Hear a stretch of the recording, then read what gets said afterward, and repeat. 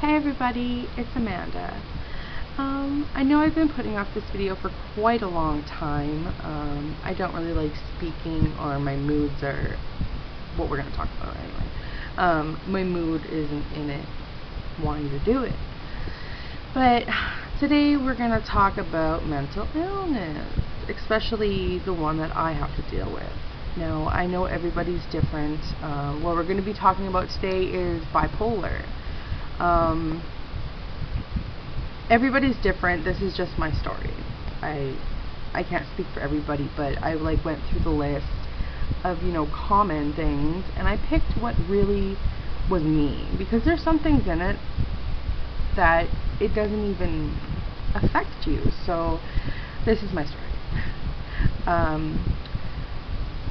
I used to explain bipolar as being a mood swing disorder, which is kind of true, but it's kind of not. It's hard to describe. I don't get just little mood swings. My whole entire being is affected by this. It's not just a little, oh, I'm pissy for a little bit. No, I go through days and days and days, sometimes weeks of depression, and I just can't get out of it. So I want to just quickly say a little bit about my early years. When I was a teen and in my early 20s, I was pretty crazy. I was unmedicated. I was uneducated on it. But as you grow up, you start to educate yourself on things, especially when it affects yourself. So then you get better acquainted with it. So my early years were really, really rough for me and for my family, because nobody knew how to help me. So anyway, moving on. So this isn't like a long ass video. Jealousy. In relationships, I tend to get very jealous, especially when there's somebody, like another female with my man. But like I said, when I was in my early years, it used to be really crazy. Like, I feel bad for the guys I used to date. I'm sorry. I'm sorry. That must have been insane. Relationships. Oh my god. I've been through some relationships, some good ones, some bad ones. Obviously, everybody has what we go through. But like in my earlier years, my earlier relationships, they were really abusive.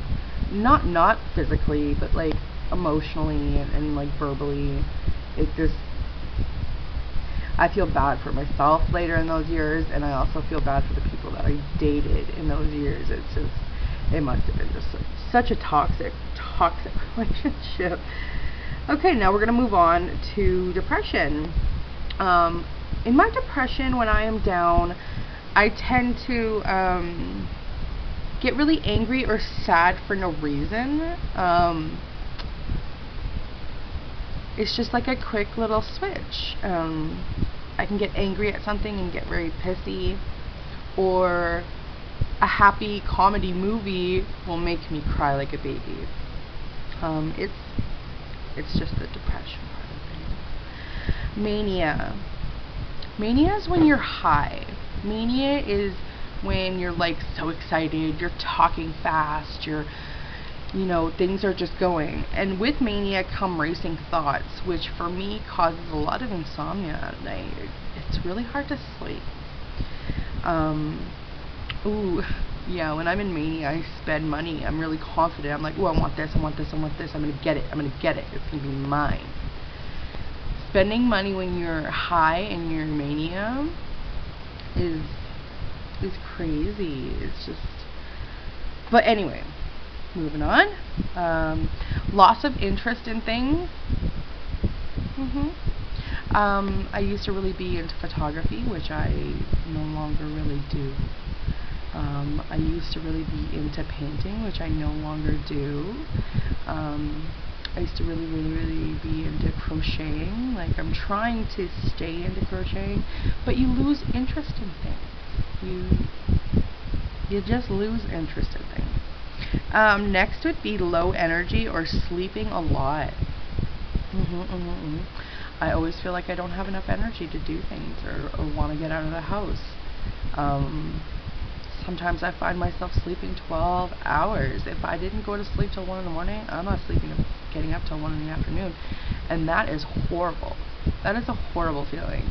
And it's difficult, but, you know, when you have support in your family, and that's like the biggest thing with mental illness, when you have support in your family, then you're going to succeed and you're going to get the help you need. As long as you are willing to get that help and reach out, you'll be okay. But like I said, everybody's different. Some people are struggling so much that, you know, it's hard to want to get that help, or some people may not need that help. They understand their disease and they don't need help. They're good.